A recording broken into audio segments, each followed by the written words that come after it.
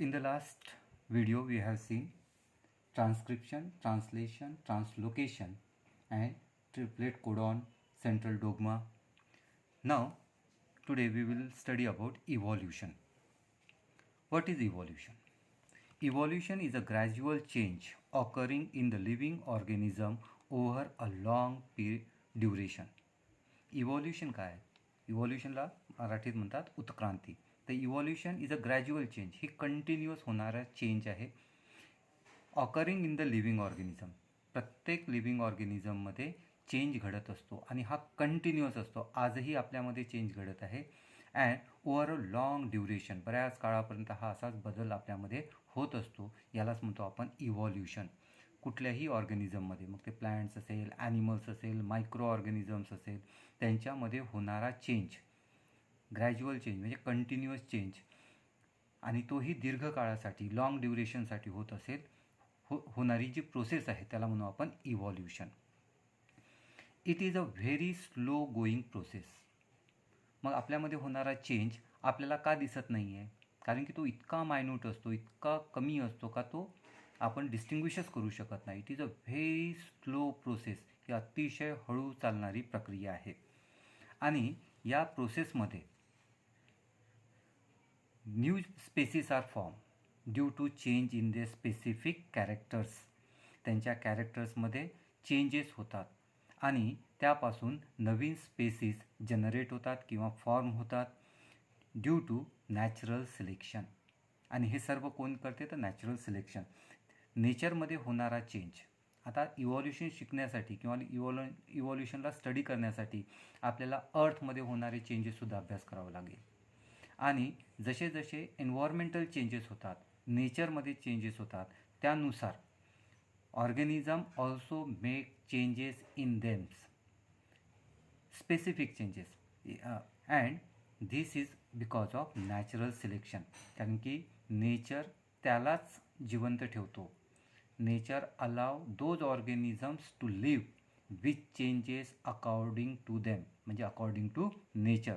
जो निसर्गाप्रमाणे स्वतःला बदलवतो तोच जिवंत राहतो. That is known as natural selection. Next आहे थिअरी ऑफ इव्हॉल्युशन. आता इव्हॉल्युशनची थिअरी काय आहे? तर सर्वात पहिले प्रोटोप्लाझम इज फॉर्म और protoplasm material is form in the ocean. सर्वात पहिले समुद्रामध्ये, महासागरांमध्ये प्रोटोप्लाझम मटेरियल तयार झालं. It is due to chemical reactions and from this protoplasm after a long duration unicellular organisms are form. म्हणजे या पृथ्वीवर सर्वात पहिले प्रोटोप्लाझम तयार झाले. ॲटमॉस्फिअरमध्ये कार्बन डायऑक्साईड, त्यानंतर मिथेन, अशा अनेक, नायट्रोजन ऑक्साईड, अशा there are number of gases and the radiations coming from the sun. Due to this radiation, these compounds or these gases combine to form a complex material, that is protoplasm. So protoplasm is first formed in the ocean, and from this protoplasm unicellular organisms are formed, and from these unicellular organism complex organism means multicellular organisms are formed. For this near about 300 crore years duration takes place. म्हणजे प्रोटोप्लाझमपासून complex organism तयार होण्यासाठी जवळजवळ 300 करोड वर्ष लागले, years लागले. So this process is also called evolution. ही पण एक इव्हॉल्युशन प्रोसेस आहे. बदल होत गेले, प्रोटोप्लाझम तयार झाला, युनिसेल्युलर ऑर्गॅनिझम तयार झाले, युनिसेल्युलरमध्ये चेंजेस होत गेले, युनिसेल्युलरपासून मल्टीसेल्युलर तयार झाले. हे सर्व आपण पुढे क्लासिफिकेशन ऑफ ॲनिमल्समध्ये शिकवणार आहे की कशा प्रकारे प्रोटोझोआपासून ह्युमन बिंगपर्यंतची प्रोसेस कशी राहिली. So this is how evolution process takes place. Evolution is a progressive development of plants and animals from ancestor. Ancestor म्हणजे पूर्वज. तर प्रोग्रेसिव्ह डेव्हलपमेंट, हळूहळू होणारे जे चेंजेस आहेत, होणारे जे बदल आहेत, ते प्लांट्समध्ये किंवा ॲनिमल्समध्ये फ्रॉम ॲन्सिस्टर म्हणजे पूर्वजांमध्ये असणारे असणारे जे कॅरेक्टरिस्टिक्स आहेत त्याच्यामध्ये थोडा बदल झाला, नवीन स्पेसीस तयार झाली, अजून त्यामध्ये थोडा बदल झाला, अजून नवीन स्पेसीस तयार झाली. अशा प्रकारे progressive development of plants and animals from ancestor having different structural and functional organisation. आणि जे नवीन ऑर्गॅनिझम तयार झाला त्यांच्या स्ट्रक्चर आणि फंक्शनमध्ये सुद्धा बरेचसे बदल, बरेचसे चेंजेस आपल्याला बघायला मिळते. याला this process is called or it occurs in the process of evolution. Evolution प्रोसेसमध्ये प्लांट्स ॲनिमल्समध्ये डेव्हलपमेंट प्रोसेसमध्ये चेंजेस घडत असतात, त्यांच्या स्ट्रक्चरमध्ये, त्यांच्या फंक्शन्समध्ये. And this process takes place through evolution. After that evidences of evolution म्हणजे इव्हॉल्युशनचे पुरावे. First evidence is morphological evidence. Here some pictures are given. इथे काही चित्र दिलेले आहेत. Dog, sheep and fox or wolf या ठिकाणी 3 ॲनिमलचे चित्र दिलेले आहे. त्याचप्रमाणे इथे मँगो, सपोटा, चिकू अँड गावा, जाम अशा प्रकारे काही पिक्चर्स आपल्याला या ठिकाणी दाखवलेले आहे. मॉर्फॉलॉजिकल एव्हिडन्सेस म्हणजे काय? बाह्य रचना म्हणजे त्यांचे जे आउटर स्ट्रक्चर कसं आहे. तर डॉग असेल, शीप असेल आणि उल्फ असेल, यांच्यामध्ये काय कॉमन दिसतं तुम्हाला? देअर पोझिशन ऑफ आईज, त्यांच्या डोळ्यांच्या पोझिशन्स बघा. नॉस्ट्रिल्स, हे नाक, नॉस्ट्रिल्स. दॅन इयर पिन्ना, त्यांचे कानं बघा.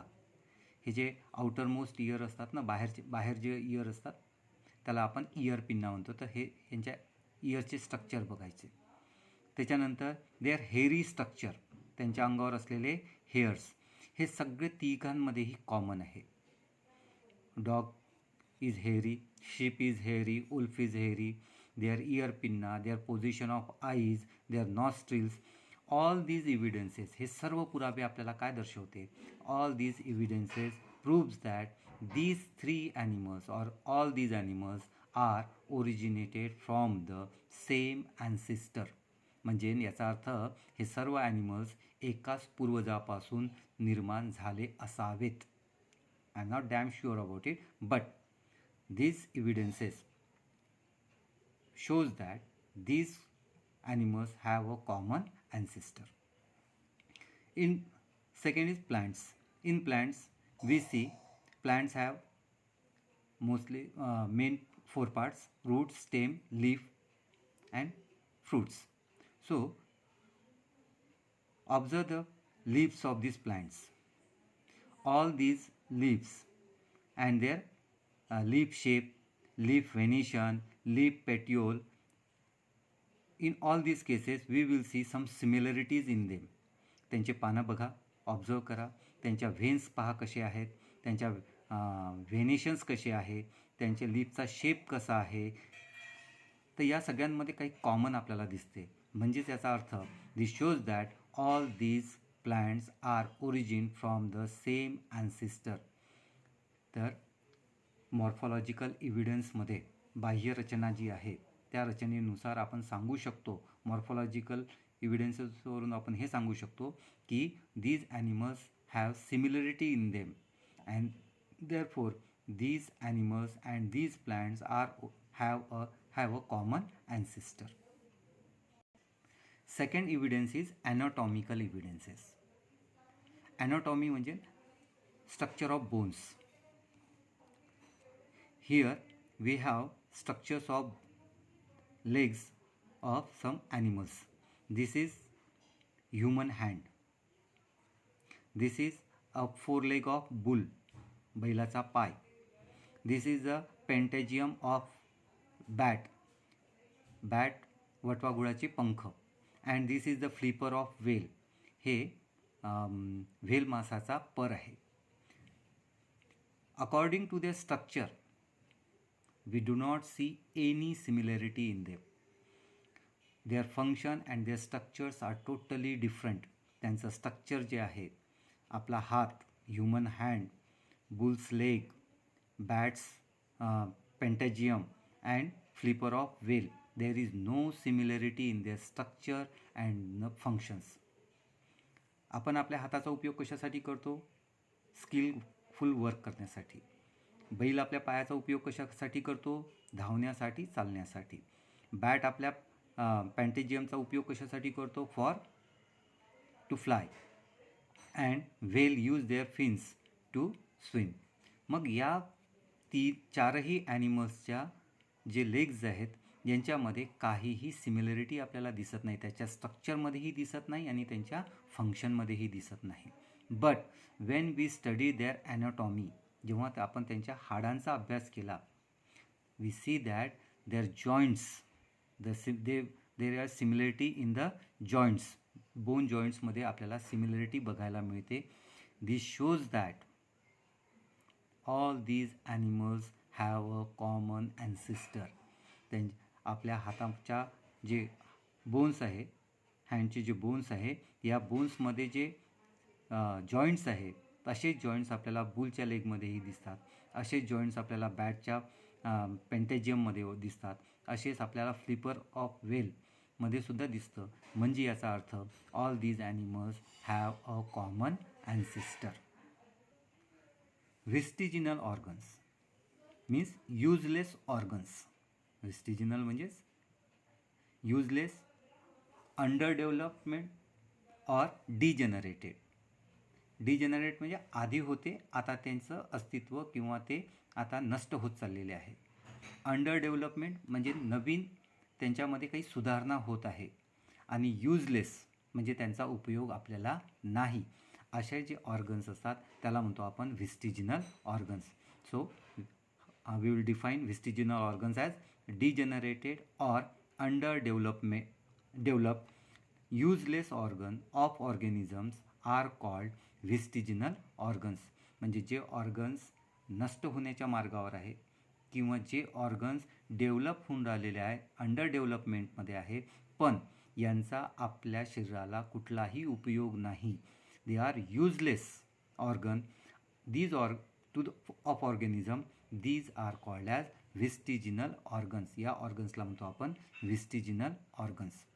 In living organisms, sudden developments of new tissues or organs for living in changing environment is not possible. कुठल्याही लिव्हिंग ऑर्गॅनिझममध्ये सडन, अचानक, जसं थंडीपासून आपल्याला वाचायसाठी अचानक हिवाळा सुरू झाला, विंटर सीझन सुरू झाला की आपल्या शरीरावर केसांची लांबी वाढते का? नाही. तर असे सडन चेंजेस होत नाही. त्या चेंजेस होण्यासाठी दीर्घकाळ म्हणजे खूप लंबा कालावधी लागतो. It takes a long duration. So mostly a specific structure in the body is useful under certain situation. प्रत्येक सिच्युएशनसाठी आपल्याला बॉडीच्या स्ट्रक्चरमध्ये फरक असतो. आपण जर वेगवेगळ्या हॅबिटेटमध्ये किंवा वेगवेगळ्या सराउंडिंगमध्ये आपण जे ॲनिमल्स पाहतो ते कसे असतात, तर एक स्नो बाउंडेड रिजन असेल, जिथे बर्फ पडतो, तिथले ॲनिमल कसे असतात, तर तिथले हेअरी ॲनिमल्स असतात, व्हाईट कलरचे असतात. तर त्यांच्यासाठी त्या सिच्युएशनसाठी ते उपयुक्त आहे. It is useful in that situation to protect their body from cold and to hide themselves in snow. त्याचप्रमाणे if the animal is found in desert region where there is high temperature, their hair length of the hairs are small. So in different situation animals body need specific structure to exist. Such structure being to degenerate under such situation as per principle of natural selection. Natural सिलेक्शननुसार त्यांच्यामध्ये जसं जसं एन्व्हायरमेंटमध्ये change होतो, as there is a change in the environment, these animals also make change in their bodies. During this change some organs are degenerated and in some situation new organs are formed. Such organs has been seen in different phases of disappearance in different animals. Such organ though non-functional in certain organism. आता काही ऑर्गॅनिझममध्ये ते degenerate होत आहे. जसं आपण म्हणतो की बा human beings are originated from monkeys. मग मंकीजला बोन होत्या, टेल होतं. आपल्याला टेल आहे का? तर तो जो टेलचा पार्ट आहे, बोन्स आहे, ते अजूनही आपल्या बॉडीमध्ये आहे, पण ते आता डिजनरेट म्हणजे डिसअपियर होण्याच्या मार्गावर आहे. ते नॉन फंक्शनल आहे. पण काही ॲनिमल्समध्ये तेच ऑर्गन फंक्शनलसुद्धा असते. It may be functional in other organism. म्हणजे एक ऑर्गन एका ऑर्गॅनिझमसाठी तो युजलेस आहे, तर दुसऱ्या ऑर्गॅनिझमसाठी तो युजफुल असू शकते. असे जे ऑर्गॅनिझम्स आहेत, those organisms which are useless for the organism, such organs are called as vestigial organs. जे ऑर्गन्स ह्युमन बीइंगसाठी किंवा कुठल्याही लिव्हिंग ऑर्गॅनिझमसाठी युजलेस असते त्यांना आपण व्हिस्टिजिनल ऑर्गन्स असे म्हणतो.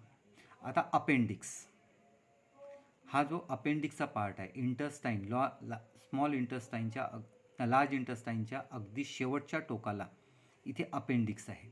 हे स्मॉल इंटस्टाईन, त्याच्यानंतर लार्ज इंटस्टाईन, आणि लार्ज इंटस्टाईनच्या शेवटच्या at the end there is a small outgrowth which is called as appendix.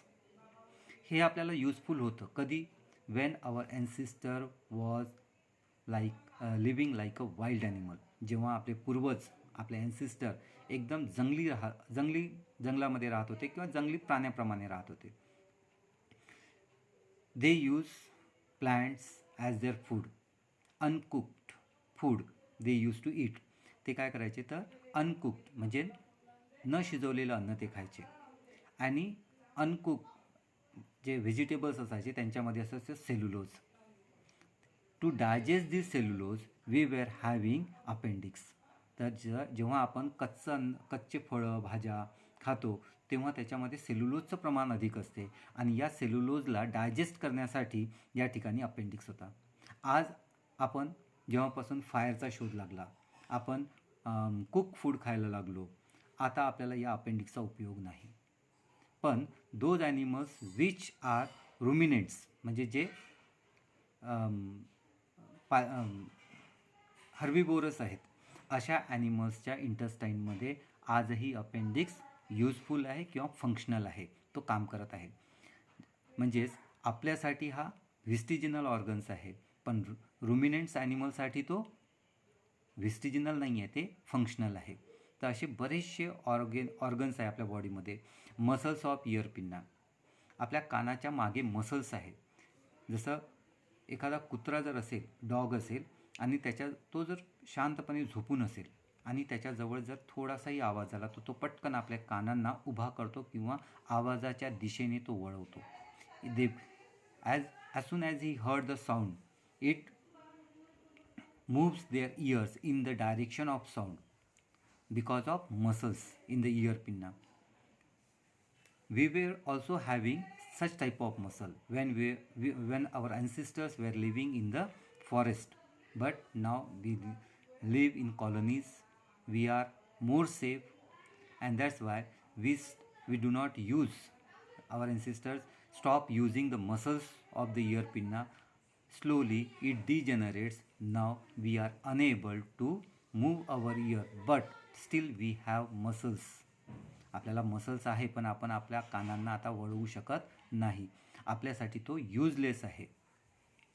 So it is useful for monkeys for the movement of ear pinna. Dogs आहे, मंकीज आहे, ते आपल्या कानांना हलवू शकतात. ते अजूनही त्यांचं फंक्शन, ते त्यांचे इयर पिन्ना जे आहे किंवा ते मसल्स आहे, muscles of ear pinna are in function, but in human being it is functionless or it is useless to us. So there are number of organs which are useless to us. For example, tailbone, wisdom teeth, and body hairs.